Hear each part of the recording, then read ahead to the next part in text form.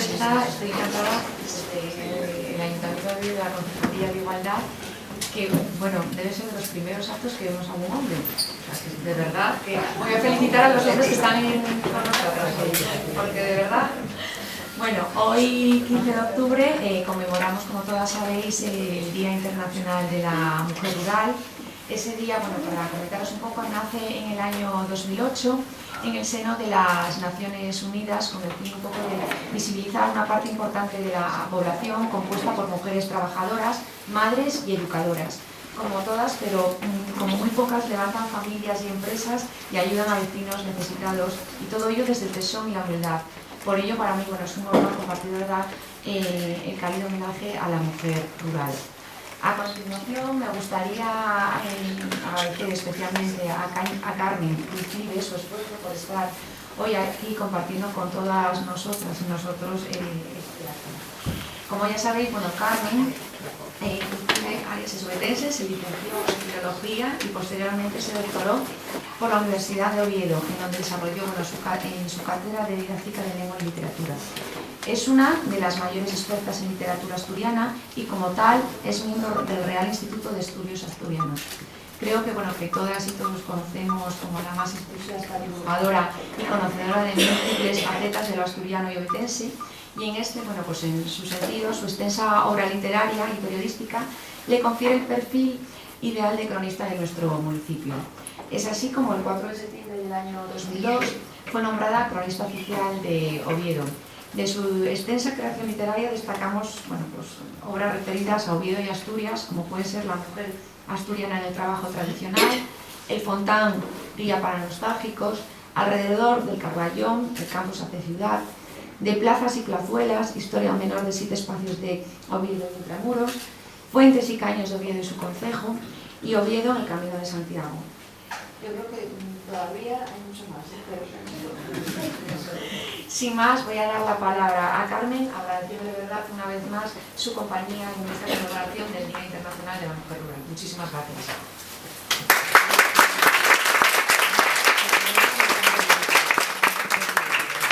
Me alegra muchísimo estar aquí porque hay un público variopinto, como decía la señora concejala, hay hombres, mujeres, tengo por ahí incluso una antigua alumna de mucho postín.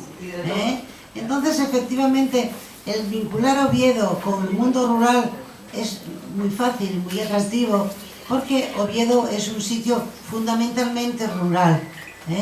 Yo pondría como ejemplo, en este momento me viene a la cabeza una foto famosa que hay de Canella. Canella fue aquí, rector de la universidad, cronista, muchas cosas.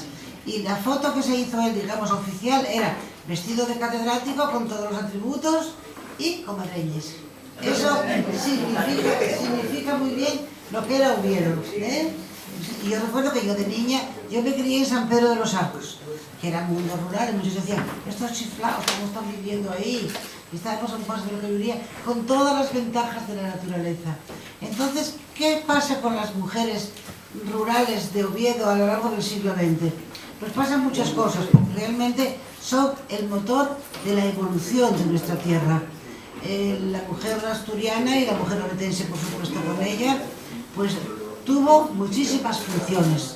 Es decir, el ser, por supuesto, la criadora de los hijos, la cuidadora de los abuelos, la transmisora del saber popular, de la literatura popular.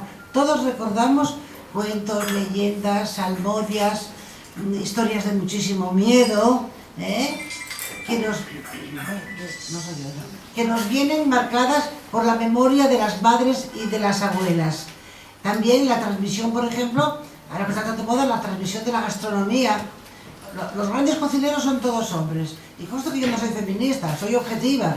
Pero la tradición familiar asturiana era siempre el fogón de la abuela, de la madre, de la mujer. Entonces, todo eso llega hasta nosotras. Y no lo perdamos, por favor. Porque hay una tendencia muy grande y muy fuerte a, por supuesto, globalizarnos. El mundo es como es. Pero eso de globalizarnos, de tener un hijo trabajando en Hong Kong, no tiene que ser para empobrecer la vinculación con lo nuestro, con el orgullo de tenerlo y de serlo. Es decir, tenemos que ser orgullosas de nuestro pasado y de nuestro presente, que es todo eso. Entonces la mujer asturiana y obetense en el siglo XX, cuando vemos por ejemplo el Fontán con Pérez de Ayala. Pérez de Ayala era un hombre sofisticado, culto, que vestía en Londres y más cosas, pero su obra más importante la desarrolló en el Fontán, no en un sitio exótico, en el Fontán. Y allí aparecen Carmina, una vendedora, y aparece mucha gente de aquí. Y eso lo hace universal desde lo local, que es lo bueno. ¿Qué pasa con aquella mujer rural que tenía que pues, el refrán dice, esparcer en la farina y aforrar en la ceniza?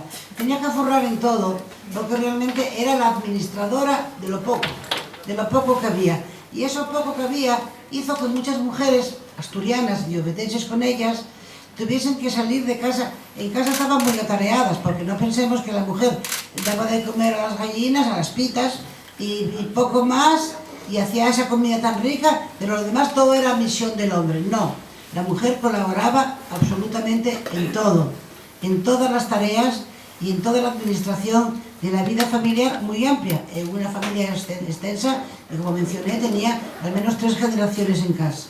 Pero llega un momento en que la mujer, precisamente por la administración, por la economía, sale de casa a trabajar. ¿Y se pone a trabajar en qué?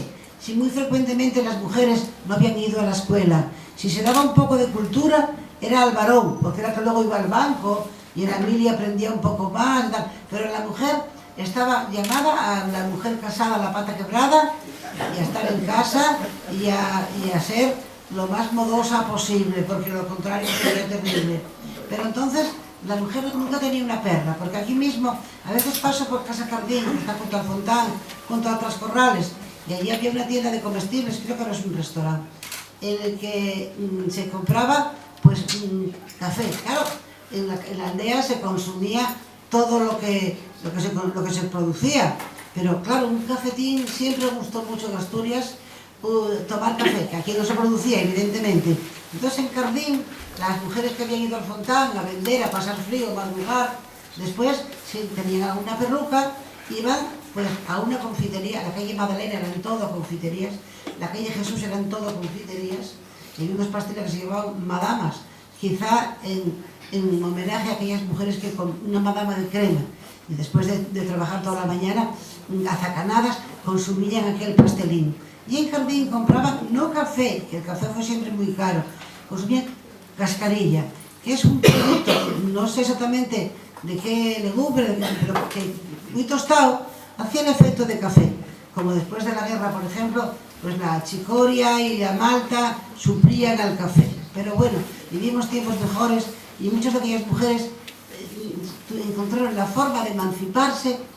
¿Cómo? Trabajando en el servicio doméstico. Porque repito, con poca cultura y con unos conocimientos valiosísimos, y ahora nos damos cuenta, pero que realmente no cotizaban en la bolsa del trabajo, les correspondía trabajar. No siempre voluntariamente. A veces en casa había muchos hijos siempre, también en parte para paliar la enorme mortalidad infantil, y entonces se las mandaba a trabajar a Oviedo. Hay un estudio interesantísimo del siglo XVIII sobre el hambre en Asturias. ¿Qué pasaba? Que cuando había hambre en Asturias, cosa muy frecuente y directamente vinculada con las cosechas, mucho antes de que los mercados se equilibraran, pues entonces ¿qué se pensaba? Que en Oviedo, como había palacios y catedral, aquí no había hambre, aquí había mucha bayura, y entonces se venía aquí, y claro, aquí se acumulaban los pobres, las enfermedades, la miseria. Pero no es el caso, que estamos en una mañana que está levantando muy guapa y no les quiero amargar. Entonces venían a trabajar a las ciudades o a los grandes pueblos donde había profesionales, familias que podían pagarles su sueldo. Sueldo que a veces era pequeñísimo, porque se decía lo comido por lo servido. Y frecuentemente más en otras regiones que en Asturias, pero estaban, pues eso, vivían allí como mantenidas de la familia aquella. ¿Eso qué hacía? Pues que se desvinculaban de lo propio. Ya se desvinculaba. Pensad que no había no solamente teléfonos móviles, sino ninguna forma de comunicación. Se desvinculaban de la familia y a veces incluso del mozo. y había que buscar otro mozo en la capital. Una vida distinta, pero una vida en cierto modo empobrecedora, porque te había desvinculado de lo tuyo, a veces a cambio de nada. Pero sí, yo recuerdo en mis años mozos, que también los tuve, no pensáis que no, como en Oviedo, por ejemplo, se veía frecuentemente cortejar las muchachas que salían a la calle ataviadas con el uniforme de su estatus, y cortejaban con los carteros frecuentemente. Habían buscado una forma de comunicación distinta ya del campesino que les hubiera correspondido en su propio ámbito. ¿Qué pasa con todo esto? Pues decíamos, el Fontán podía ser, el Fontán que ya no existe, un reflejo de aquel mundo rural en el que se venía, volviendo a Pérez de Ayala. Él hablaba mucho de Nachín de Nacha, que era un amigo de Tigre Juan, el protagonista, que era un vendedor de legumbres y que también escribía cartas, porque otra cosa es que el enorme analfabetismo hacía que la gente tuviese muy difícil el salto. Ahora la vemos todo muy fácil, pero el salto a la alfabetización fue determinante para la emancipación de la mujer. Pues Nachín de Nacha era vendedor de monteras piconas, vivía en el Campillín todo eran casas, y vendía en el Fontán. Entonces la gente se había hecho un vínculo de afectividad entre los cercanos en la Poquez, y ese centro estaba en el Fontán. Pero el Fontán no existe, Oviedo existe. Oviedo sigue teniendo un estupendo cinturón rural, naturalmente en pérdida de desaparición, como todo, como tantas cosas. Pero yo quisiera que no perdiéramos este vínculo que tenemos con la naturaleza, con el mundo de la sabiduría popular, con los recuerdos, con una serie de cosas que no nos impiden tener luego una formación extraordinaria y maravillosa. Es decir, en nuestra cabecina caben muchas cosas. ¿Por qué tenemos que renunciar a lo cercano para hacernos más cosmopolitas? No, podemos ser cosmopolitas si nos corresponde, si nos apetece, pero no perdamos lo nuestro. Y Oviedo tiene tantísima riqueza. Hablo de las mujeres, en esa sabiduría popular.